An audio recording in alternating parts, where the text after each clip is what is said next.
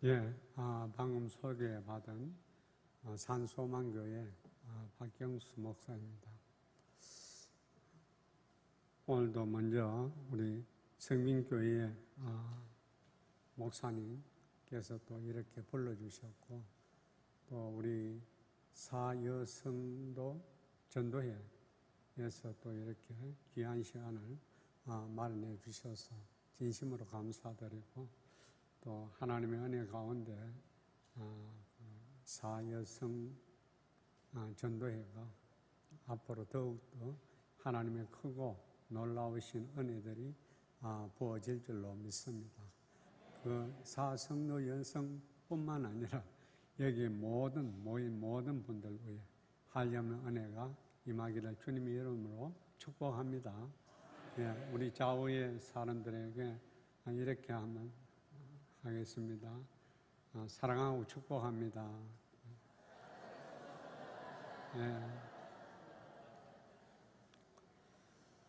오늘 엘리야의 기도를 이제 말씀드리고자 하는데, 교회가 너무 또 크고 너무 아름답고 옥상에 올라가 보니까 정말로 참 좋더라고요. 전망도 좋고, 또 목사님도 굉장히 또 말씀도 좋으시다고 또 아까 우리 장로님께서 그렇게 말씀해 주셨고, 참 은혜로운 교회인 것 같습니다. 앞으로 더욱더 이 교회가 부흥되고 축복의 은혜가 더하여질 수 있도록 하나님께 또 저도 기도하겠습니다. 기도는 살아계신 하나님을 만나는 것이고, 또 살아계신 하나님과 대화하는 것이고, 하나님의 자녀에게만 주어진 특권이라고 했습니다. 우리는 흔히 엘리야를 가리켜서 많은 이적과 권능을 행한 인물이라고 그렇게 말합니다. 그러나 그는 무엇보다도 기도의 사람이었습니다. 마태복음 17장에 보면은 예수님께서 베드로와 요한과 야고보의 3명의 제자만을 데리고 산에 올라가셨습니다. 예수님께서 이 세 제자들을 선별하신 이유는 다른 제자들과는 달리 각별히 주의를 기울여서 교육하기 위해서였을 것입니다. 예수님께서는 제자들에게 그가 메시아임을 확신하도록, 또한 확신 가운데 제자의 길을 걷도록 돕고자 하셨던 것입니다. 이들은 후에 자신들이 이때 보았던 예수님의 영광이 성육신 이전에 그가 가지셨던 신적 영광임을 알게 되었던 것입니다. 변화산에서의 사건이 한 제자의 눈에만 비추어졌던 왜곡된 그런 상상의 산물이 아닌 세 제자의 모두의 눈에 비추어졌으며, 그들 모두 직접 체험한 진실된 사건이었음을 우리는 보게 됩니다. 그리고 이때 등장한 모세와 엘리야는 구약 시대의 율법과 예언을 대표하는 자로 볼 수가 있습니다.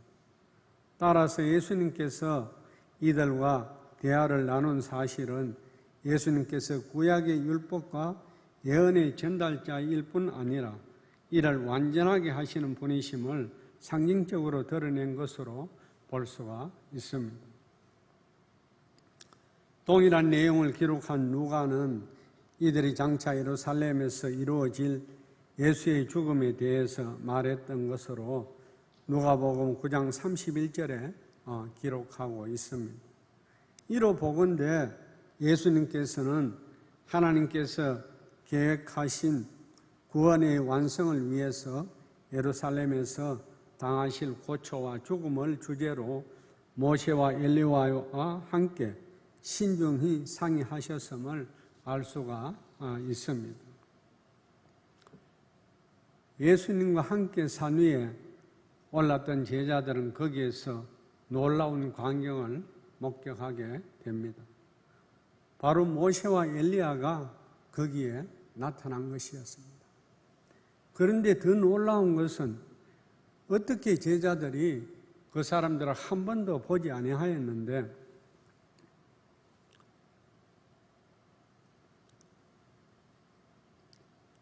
알아볼 수 있었냐는 것입니다.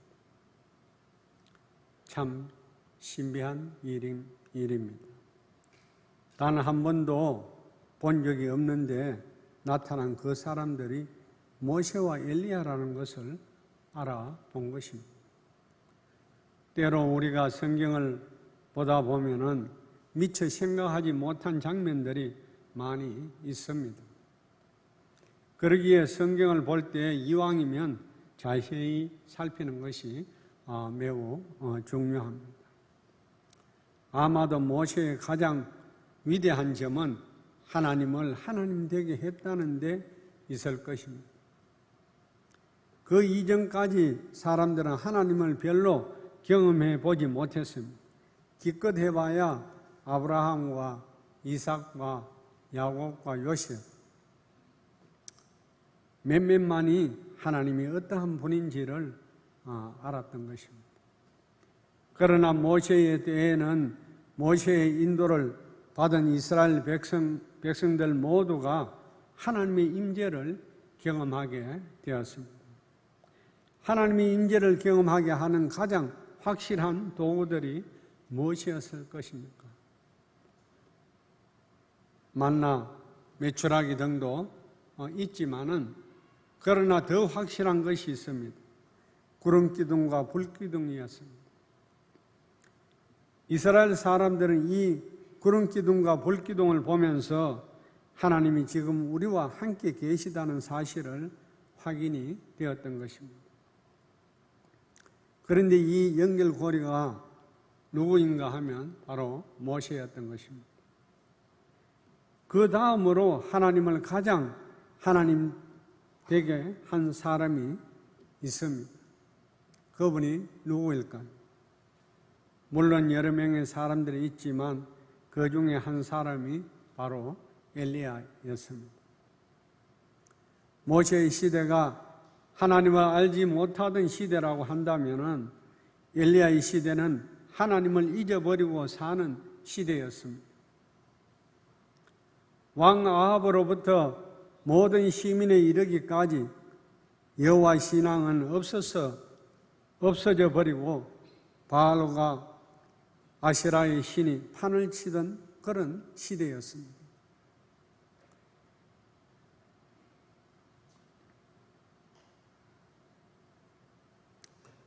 이 말이 무슨 말인가 하면은 사람들의 하나님보다 바알을 더 신뢰하고 의지했다는 것입니다. 아합이 통치하던 BC 850년경에 이스라엘은 다윗 이후에 가장 넓은 영토와 물질의 풍요함을 누리던 그런 시기였습니다. 사람들에게 있어서 언제나 위기는 고난과 어려움이 아니라 풍요함입니다. 잠언 30장 9절에 보면은 이렇게 말씀합니다. 혹 내가 배불러서 하나님을 모른다 여호와가 누구냐 할까 하오며 혹 내가 가난하여 도둑질하고 내 하나님의 이름을 욕되게 할까 두려워함이니이다 라고 했습니다. 잠언 기자가 고백한 대로 배가 부르면 하나님이 누구냐 하고 나태해지고 교만해진다는 말씀인 것입니다. 성경을 살펴보면 영적으로 가장 암흑기였던 아합 왕 시대가 국가적으로 가장 힘이 있고 물질이 풍요한 시대였습니다. 물질이 풍요하면 물질은 주신 하나님께 대해서 감사가 나와야 하는데 감사하기는 그냥 도로 교만해졌던 것입니다. 그래서 헛된 일을 하게 된다고 성경은 말씀하고 있는 것입니다. 이렇게 하나님을 잊어버리고 사는 시대, 하나님은 엘리야를 통해서 이스라엘이 누리고 있는 풍요가 바알이 준 것도 아니고 아합이 정치를 잘함도 아니라는 것을 하나님은 가뭄이라는 재앙을 통해서 그들에게 가르쳐 주셨던 것입니다. 이때 아합과 모든 이스라엘 사람들에게 오직 여호와가 참 신이라는 사실을 가장 확실하게 증거한 사람이 바로 엘리야였던 것입니다. 그리고 그 드라마틱한 사건이 한가운데 갈멜산의 대결이었던 것입니다. 갈멜산의 바알과 아시라 선지자 450명과 기도 대결을 벌인 것은 너무나 유명한 사건인 것입니다. 그럼 이 대결의 본질은 무엇일까요? 여러분, 이 대결의 본질은 영적 전쟁이고, 이 대결의 본질은 기도의 대결이고, 이 대결의 본질은 누가 참인가를 증거하는 대결이었습니다. 그럼 이 대결의 도구는 무엇이었을까요? 바로 기도였습니다. 과연 어떤 분이 기도에 응답하는 신이냐 하는 대결이었던 것입니다. 우리가 전도를 할 때 제일 먼저 갖춰야 할 것은 바로 기도인 것입니다. 왜냐하면 믿지 않는 자들이 많은 마음은 빈 마음이 아니라 그 속에 5만 가지 다 들어있습니다. 예수님 외에 다른 것들, 세상을 사랑하는 것들, 우상들, 악한 것들, 이런 것들이 안에 가득 차 있는 것입니다. 그래서 우리가 전도하기 전에 전도하는 모든 가정 가운데 기도로 해야 되는 것입니다. 우리가 기도할 때 하나님은 전도할 대상의 마음을 변화시켜 주시고 그 마음을 만지시고 움직이신다는 것을 우리는 알아야 될 것입니다. 엘리야가 누가 참 신인지에 대한 대결을 벌이기에는 조건이 너무나 안 좋았던 것입니다. 바알과 아세라 선지자는 450명인데 비해서 엘리야는 오직 혼자였습니다. 열왕기상 18장 22절에 엘리야가 백성에게 이르되 여호와의 선지자는 나만 홀로 남았으나 바알의 선지자는 450명이로다 라고 했습니다. 이 말은 나머지 모든 백성들도 바알 편이라는 것입니다. 어떻게 보면 기가 죽을 만도 하지만 엘리야는 너무나 당당했습니다. 그 이유가 무엇이겠습니까? 오직 여호와만이 참 하나님이라는 확신이 그에게 있었기 때문에 그런 것입니다.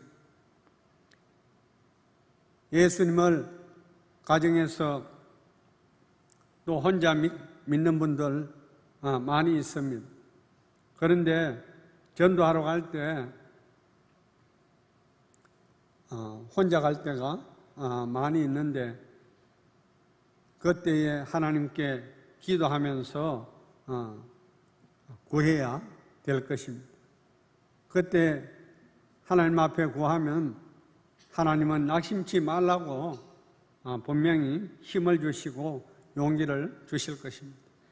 우리 뒤에는 하나님이 계시고 그 하나님께서 엘리야의 대결에서 승리를 주신 것처럼 기도하고 전도하라는 마음을 주실 때 전도하면은 엘리야에게 역사하신 하나님께서 성도님들의 편에 서서 인도하실 것이라고 성경은 말씀하고 있습니다.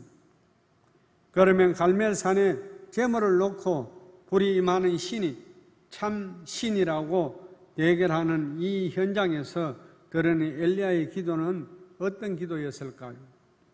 첫째로 엘리야의 기도는 불신의 우상을 잡고 있는 대적을 쫓아내는 담대한 기도였습니다.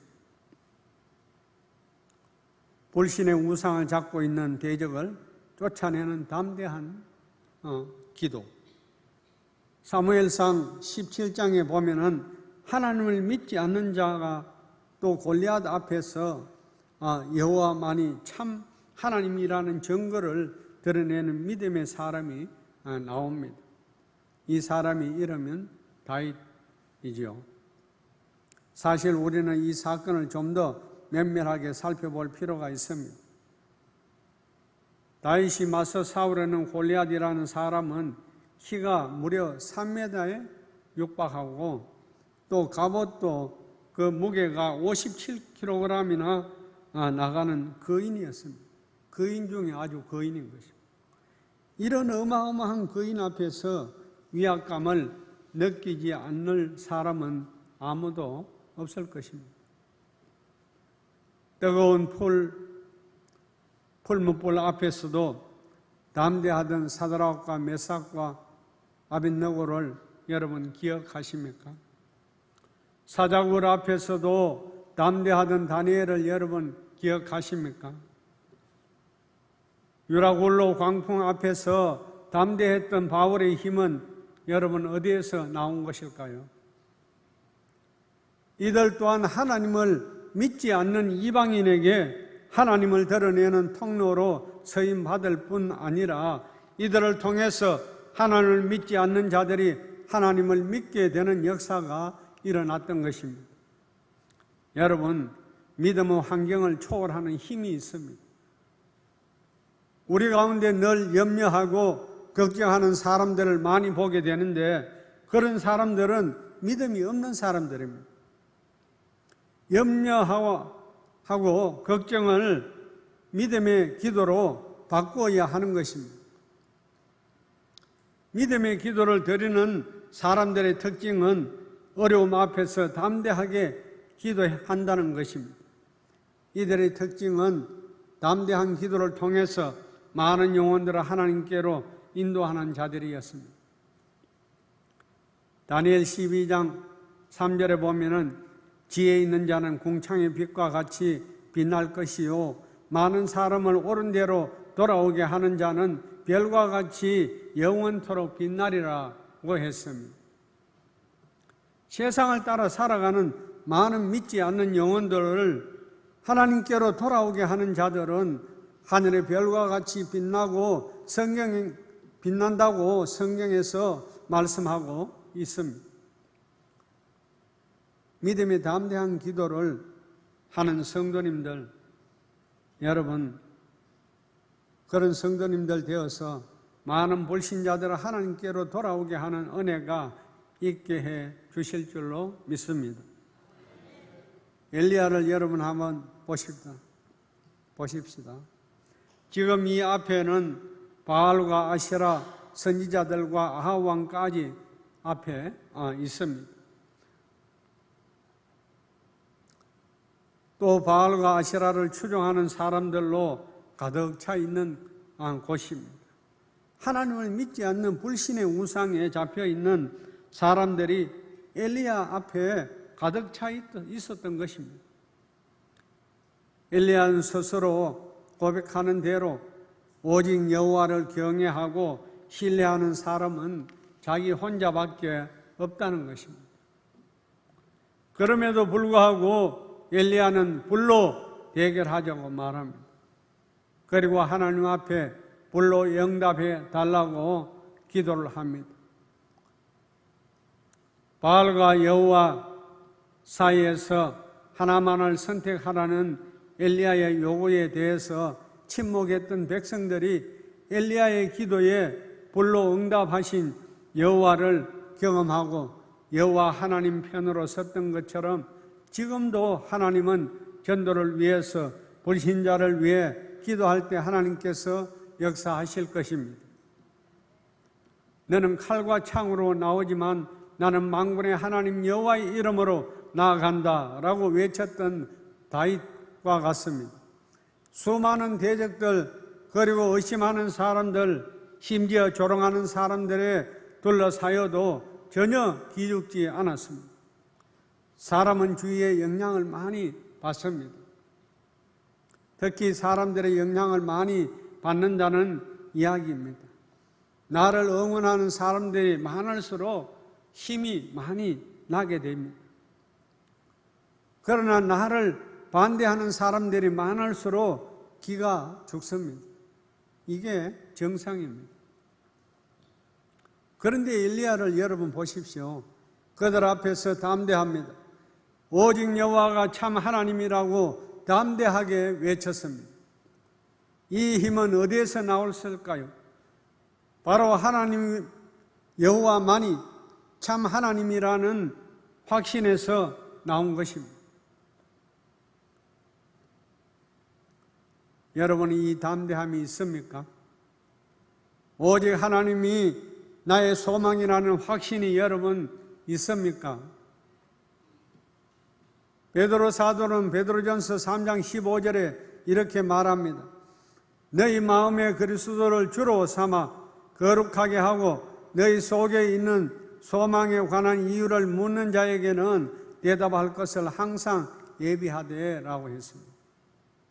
여러분에게 담대함의 이유를 물을 때, 소망의 이유를 물을 때 대답할 수 있는 것은 내 마음에 확신 있는 믿음이 있어야 한다는 것입니다.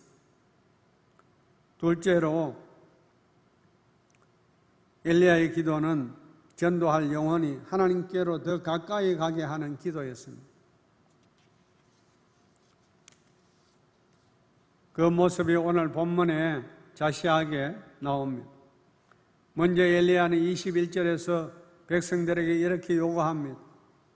엘리야가 모든 백성에게 가까이 나아가 이르되 너희가 어느 때까지 두 사이에 머뭇머뭇하려느냐? 여호와가 만일 하나님이면 그를 쫓고 바알이 만일 하나님이면 그를 쫓을지니라 하니 백성이 한 말도 대답지 아니한지라고 했습니다. 백성들이 한 말도 대답하지 않고 우물쭈물하자 백성들을 위해 이렇게 엘리야는 기도했습니다. 37절입니다. 여호와여 내가 응답하옵소서. 내게 응답하옵소서. 내 백성에게 주 여호와는 하나님이신 것과 주는 그들의 마음을 되돌이키심을 알게 하옵소서 하며 그러자 어떻게 되었습니까? 39절에 말씀합니다. 모든 백성이 보고 엎드려 말하되 여호와 그는 하나님이시로다. 여호와 그는 하나님이시로다 하니라고 했습니다. 엘리야의 기도가 응답된 것입니다. 불이 떨어진 것입니다. 갈멜산에서 엘리야가 바알 선지자와의 대결에서 승리함으로 불신과 어둠에 잡혀있던 모든 백성들의 마음을 여호와께로 돌아오게 만든 것입니다. 백성들 모두를 여호와를 경외하는 마음으로 여호와께 더 가까이 가도록 인도했습니다. 하나님을 섬기는 백성으로 만드는 것, 이것이 엘리야의 목표였고 궁극적으로 모든 백성들이 여호와께 더 가까이 가도록 그 마음을 회복되게 하는 것이었습니다. 믿음의 사도 바울은 로마서 9장 3절에서 이런 기도를 합니다. 나의 형제 곧 골육의 친척을 위하여 내 자신의 저주를 받아 그리스도에게서 끊어질지라도 원하는 바로라 라고 했습니다. 이 말은 나 자신이 희생되어 모든 백성이 예수를 믿을 수 있다면 나 자신은 버림을 당하여도 상관이 없다고 하는 바울의 사랑을 표현한 것입니다. 복음으로 영혼을 구원하고자 하는 열망이었던 것입니다. 어떻게 하든지 백성들을 믿지 않은 영혼들을 하나님 앞에 바로 서게 하려는 엘리야의 기도처럼 오늘 우리가 가져야 할 태도는 엘리야는 갈멜산에서 바알과 아세라 선지자들과 믿음의 대결을 펼치면서 그들의 권세나 숫자나 지지하는 사람의 숫자에 압도당하지 않은 담대한 믿음이 있었던 것입니다. 또한 그 가운데서도 영혼들이 하나님을 믿는 믿음으로 더 가까이 가게 해달라는 그런 기도를 잊지 않았습니다.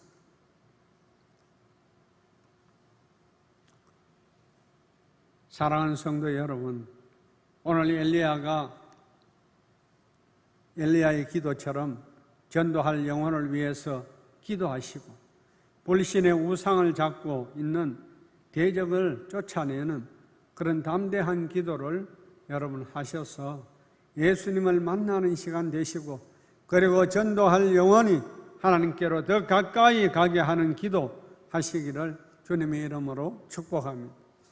그래서 많은 영혼들을 하나님께로 돌아오게 하는 자 되어서 하나님 주시는 상급을 여러분 받으시는 우리 성빈교회 모든 성도님 다 되시기를 주님의 이름으로 축복합니다. 사랑이 많으시고 자비로우신 아버지 하나님, 하나님의 은혜를 진심으로 감사드립니다. 부족한 저희들을 주님 사랑하여 주시고 오늘도 귀한 은혜 주시고자 저희들을 불러주셨습니다.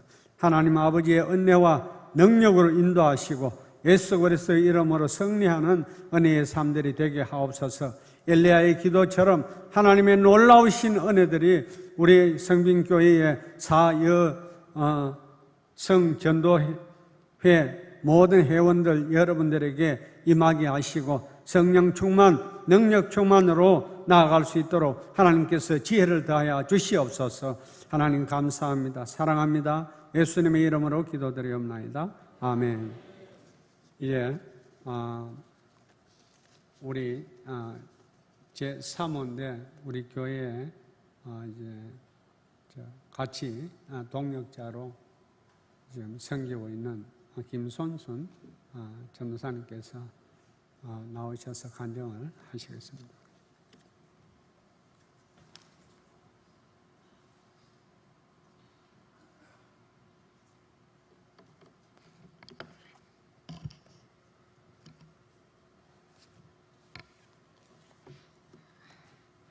잠깐 기도하고 간증 시작하겠습니다.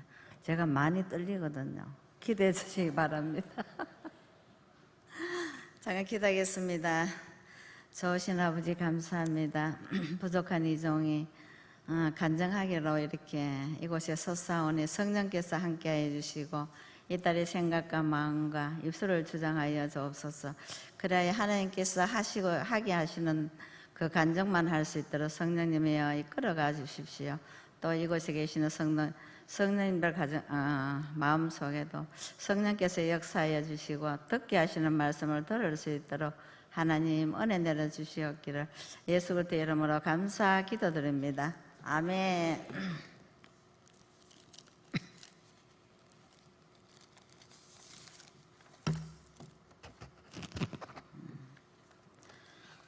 방금 소개받은 김손순 전도사입니다. 저는 사모이면서 전도사 사역을 하는데 여러 가지 식당 일도 합니다. 어떤 데는 밥도 해야 되고 청소도 해야 되고 할 일이 너무 많습니다. 그러면서 이렇게 이제 사역을 하게 됩니다. 오늘 목사님께서 설교하셨듯이 전도의 가장 중요한 것은 기도입니다. 저는 가만히 생각해 보니까 기도하지 않고 살아가는 사람은 기적이다 이런 생각이 듭니다. 저는 지금 70이 넘었는데 지금까지 살아오면서 기도하지 않고는 살아갈 수 없는 환경들이 너무나 많더라고요. 그래서 항상 자다가도 일어나서 기도하고 눈을 떠도 기도하고 밥을 해도 기도하고 뭐를 해도 기도를 놓치기는 살 수가 없더라고요. 그래서 항상 저는 기도하면서 살아왔는 것 같아요. 직장 다닐 때도 애 둘이 떠나놓고 가면은 얼마나 마음이 아픈지 몰라요. 그러면서 직장에 가서도 항상 기도했던 기억이 납니다. 그래서 기도만이 우리의 살 길이다. 저는 그걸 강조하고 싶습니다. 전도도 기도 없으면은 전도가 안 됩니다. 기도하셔야 됩니다. 우리가 기도할 때 보면은 아이디어가 생각이 납니다. 내가 알지 못하는 것들이 생각이 납니다. 기도할 때 또한 하나님이 이끌어 가십니다. 길 없는 길을 여십니다. 기도할 때 모든 치료가 일어나고 기도할 때 모든 것들이 이루어지는 것을 봅니다. 그래서 오늘 제가 기도하면서 전도했던 두 가지를 지금 전하고자 합니다. 오늘 간증은 기도하고 전도할 때 하나님께서 어떻게 역사하셨는지를 전해드리겠습니다. 맞습니다. 성도 여러분께서도 잘 아시다시피 성도에게는 기도를 멈추면 하나님과의 관계가 끊어집니다. 우리가 기도할 때 치유가 일어나고 기도할 때 세상을 이깁니다. 또한 기도할 때 죄를 이기게 됩니다. 그래서 하나님께서 쉬지 말고 기도하라 이렇게 말씀하신 것, 당부하신 것 같아요. 제가 몇 년 전에 힘이 너무 없고 눈이 잘 보이지 않았어. 집 근처에 자주 가는 병원에 갔더니 의사 선생님께서 진찰하시고는 눈이 왜 이렇습니까? 이런 물으셨어요. 저도 모르겠습니다. 대답하니까 지금 빨리 의뢰서를 써줄 테니까 보호자하고 같이 동산병으로 가라 이렇게 말씀하시더라고요. 그래서 서울에는 사역하는 딸한테 전화해서 빨리 좀 내려오라고 그래서 빨리 왔더라고요. 동산병원 이제 같이 갔습니다. 검사를 하신 후 의사 선생님께서 응급실로 급히 가야 되는데 지금 걸어가다가는 넘어지니까 휠체어를 타고 가세요 이러면서 휠체어를 준비해 주셨어요. 그런데 간 수치가 너무 높아서 아주 위험한 상태입니다 이렇게 말씀했습니다. 제가 기억하기는 너무너무 힘이 없고 또한 너무 몸이 춥더라고요. 그런 상황이었고 응급실에서 급한 치료를 하시더라고요. 그러고 이제 입원을 하게 됩니다. 다른 사역 때문에 서울에 가야 된다면서 갔어요. 엄마 기도할게요 그러면서 갔어요. 그리고 그때 한 사람도 저를 병 간호해 줄 사람이 한 사람도 없었어요. 가족 중에 형편상 그런 사정이 있었습니다. 눈이 잘 보이지 않고 힘이 너무 없어서 누군가 부축해 주지 않으면 넘어질 것 같아서 옆에 있는 환자에게 부탁을 했어요. 화장실을 좀 갈 수 있도록 좀 부축해 달라고. 그분이 아줌마 이렇게 이야기하면서 아주 짜증 섞인 얼로 보호자는 없습니까? 이렇게 이야기하는데 네 하고 하는 순간 제 마음에 너무 막 울분이 막 터지더라고. 그러면서 내 생각에 내가 혼자구나 이런 마음이 들고 또한 이렇게 죽을 수도 있겠구나 하는 생각이 들었습니다. 그러면서 입원실 안에서 울고 있는데 부산에 계신 참 친한 관계 가운데는 젊은 목사님 한 분이 계십니다. 사모님하고 이제 네 분이 제 소식을 듣고 오셨어요.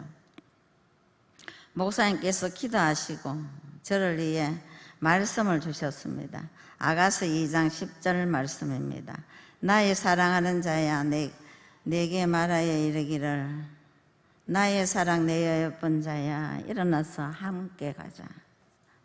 함께 가자 이렇게 말한 이 성경을 읽는 순간에 제 눈에서 눈물이 폭풍 막 마구마구 눈물이 쏟아졌습니다. 그래서 한참을 울고 밤새도록 제가 그 성경을 울면서 애웠던 것 같아요. 그런데 하나님 임재가 저한테 임했습니다. 하나님 임재가 임할 때는 제가 경험하기는 포근한 부모님 품에 딱 안겨있는 그런 느낌이더라고요. 너무 편안하고 또 뭔가 나를 싹 세워주는 그런 느낌도 있고 그러면서 제 마음이 아주 편안해졌습니다.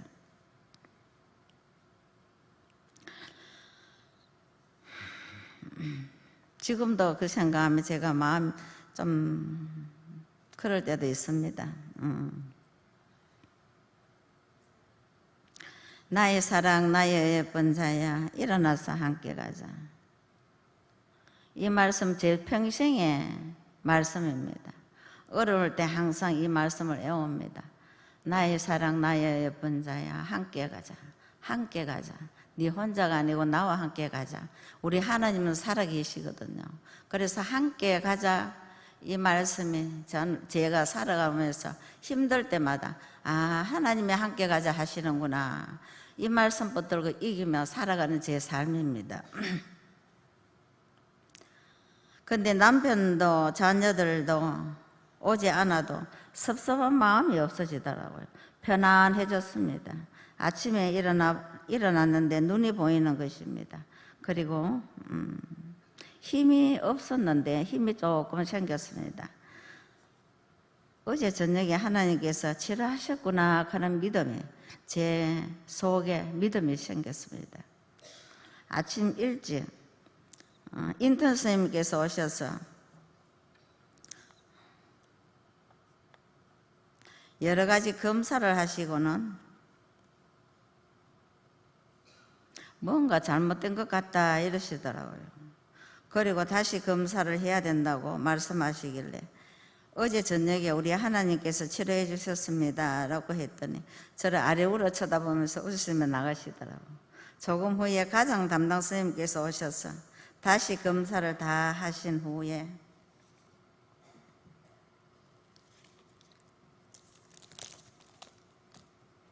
간 수치를 이렇게 재어보더니만 정상이 되었다고 하시면서 걱정하지 마시고 아직 힘이 없으니까 한 주간 더 푹 쉬셨다가 안정을 취하고 다음 주에 퇴원하시러 가셨습니다. 그때 제가 의사 선생님께 우리 하나님 자꾸 자랑하고 싶더라고요. 어제 저녁에 우리 하나님께서 치유해 주셨습니다 라고 말씀드리니까 한 번씩 이렇게 말하는 사람들이 간혹 있더라고요 하시면서 가셨어요. 저는 눈도 보이고 힘이 좀 생겼고 해서 전도해야 되겠다 생각하고 하나님께 기도했습니다.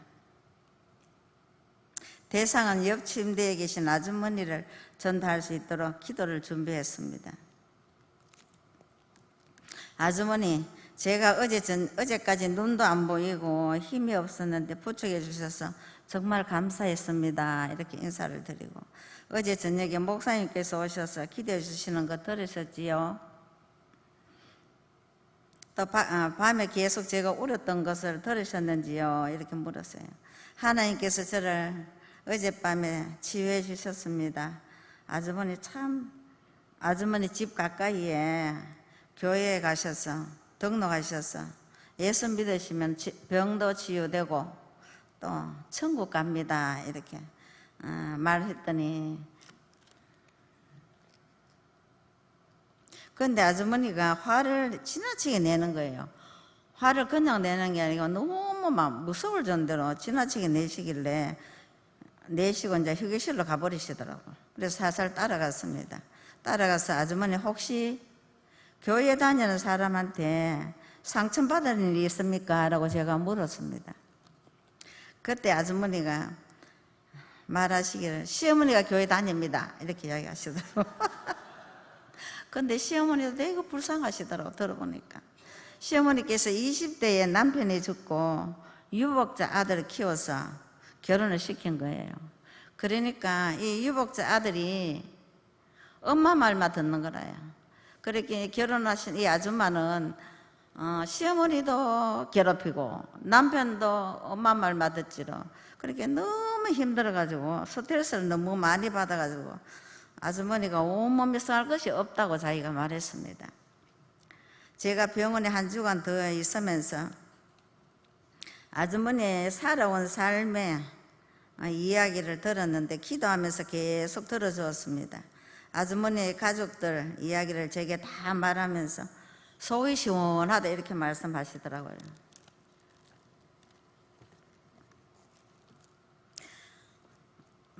그렇게 이야기하셨고 근데 그분의 이야기를 들어보니까 모두가 다 힘들겠다.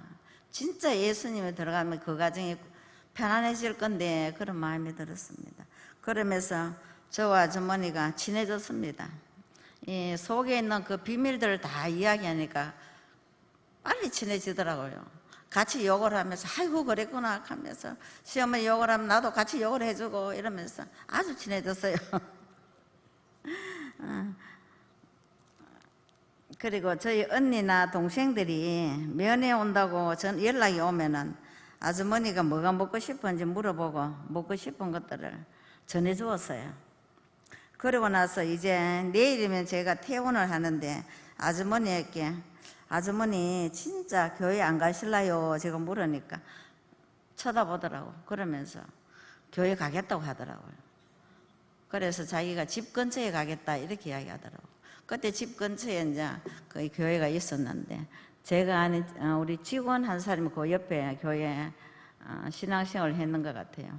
그래서 거기에 연락해갖고 같이 만나서 신앙생활 하고 있다고 하더라고요. 할렐루야, 하나님이 하셨습니다. 그래 두 번째 또 하나 더 있습니다. 시간이 많이 됐죠. 시간이 많이 돼가지고 하나 더 해야 될까요? 끝날까요? 어떻게 하면 될까요? 다 할까요?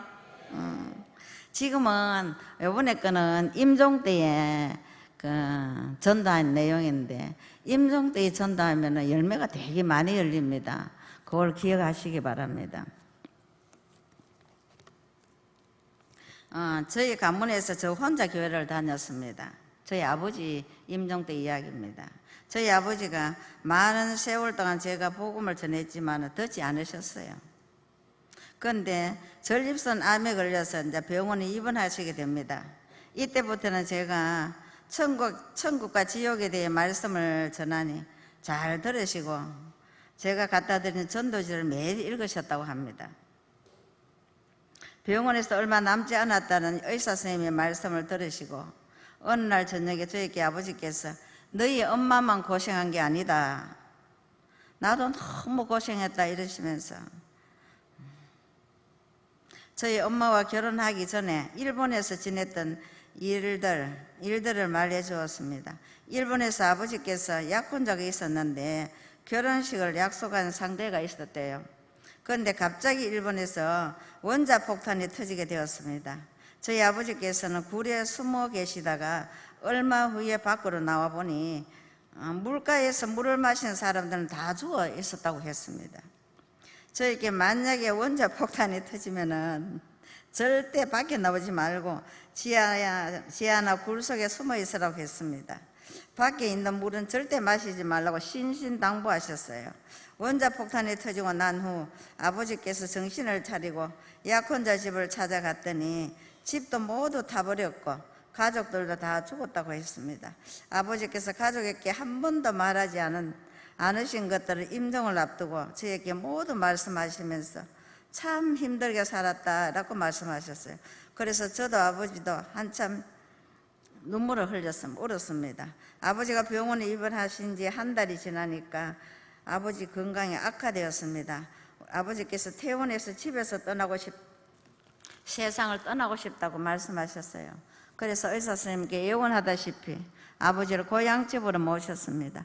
우리 가족은 시간이 날 때면 가족이 모두 같이 고향집에 가서 아버지와 함께 예배를 드렸습니다. 제가 전도지 한 장을 드리면서 매일 읽고 기도하시라고 했더니 아버지께서 매일 읽고 영적 기도도 따라 읽으셨다고 어머니께서 말씀해 주셨어요. 전해 주셨습니다.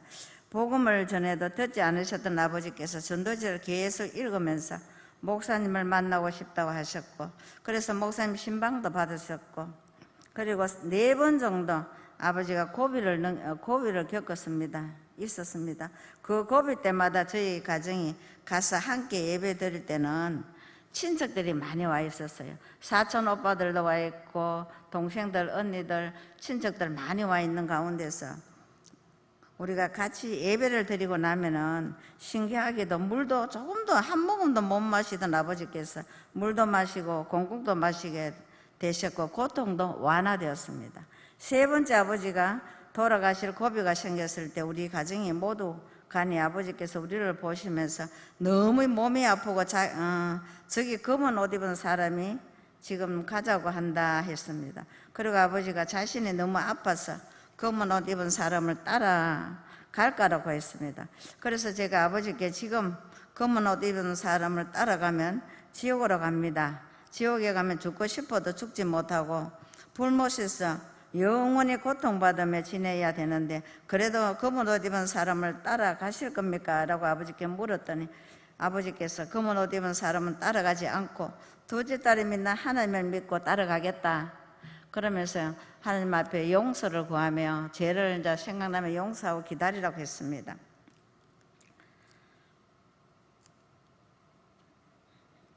그리고 나서 이제 우리가 예배를 드리고 다시 대구로 왔습니다. 이틀 후에 아버지가 돌아가시게 되었습니다. 그날 새벽에 딸이 꿈을 꿨는데 외할아버지가 달구지를 타고 크게 웃으시면서 손을 들고 가셨다고 했고, 장면이 바뀌면서 딸이 자신의 옷을 보니 상복을 입고 있었다고 했습니다. 그래서 외할아버지가 천국 가셨다는 감동을 받았다고 했습니다. 조금 후에 친정엄마가 전화 오시기로, 야야 진짜로 이제는 너가 아버지 돌아가셨다, 준비해서 오너라, 지금은 진짜 이번에 진짜다, 이렇게 이야기하시더라고요. 그래서 우리가 준비해 갔습니다. 저희 가정이 아버지의 4번 고비 때마다 예배 드렸는데, 예배 드릴 때마다 아버지가 통증이 완화되었고 더 좋아지셨던 걸 많은 사람들이 봤습니다. 이것을 본 사촌 오빠들이 참 신기하다 하시면서 교회에서 하는 대로 너 해라. 처음에 갔을 때는 우리가 예배 드리는 걸 그렇게 싫어했습니다, 오빠들이. 그러면서 사촌 오빠들이 마음이 변화되었는데 살아계신 하나님을 느끼신 것 같았습니다. 아버지의 임종을 지켜보시면서 교회에 대한 생각이 바꾸어졌습니다. 그런데 알고 보니까 사촌 언니가 처녀 때는 교회에 다녔대요. 근데 오빠들이 무서워서 교회를 못 다녔답니다. 근데 아버지 임종을 통해서 오빠가 이제 교회 가도 된다고 허락을 하셨대요. 그러면서 이제 지금 우리 형제와 사촌들 가운데 예수 믿는 사람들이 늘어나고 있습니다, 계속적으로. 옛날에 제가 있을 때는 한 사람도 우리 집안에 예수 믿는 사람 없었어요. 저 혼자였거든요. 근데 지금은 사촌 오빠 집 2가정이 온통 다 예수를 믿고, 사촌 또 동생 1가정이 예수를 믿고, 언니 집 딸 1명, 남동생 딸 2명, 이렇게 하나님께서 우리 가문에 역사해 주셨습니다. 하나님 앞에서 영혼 구원을 위해 끈질기게 기도드렸더니 하나님은 그 기도를 들어 응답해 주셨습니다. 이것을 영혼 구원을 위해서 기도했더니 하나님 응답하신 걸 생각하면 자다가도 저는 눈물이 스르르 납니다. 지옥 갈 사람들을 하나님 한 사람 한 사람 불러주시니까 결국은 다 불러주실 줄로 믿고 기도합니다. 성민교회 모든 성도님들 기도하십시오. 기도가 살 길입니다. 기도할 때 목사를 위해서 기도하시고, 나를 위해서 기도하시고, 가정을, 남편을 위해서 꼭 기도하세요. 제가 직장을 다녔는데 26년을 다녔는데 기도 없이는 직장 다니기가 힘듭니다. 남편을 불쌍히 여기시고 기도하시기 바랍니다. 기도할 때 우리의 살 길이 열립니다. 우리가 기도하고 자녀를 키울 때 그 자녀들은 하나님이 분명 책임져 주십니다. 제가 이제까지 살아오면서 기도가 답이구나, 말씀 붙들고 기도하는 것이 답이구나, 그것을 절실히 느끼며 살아온 사람입니다.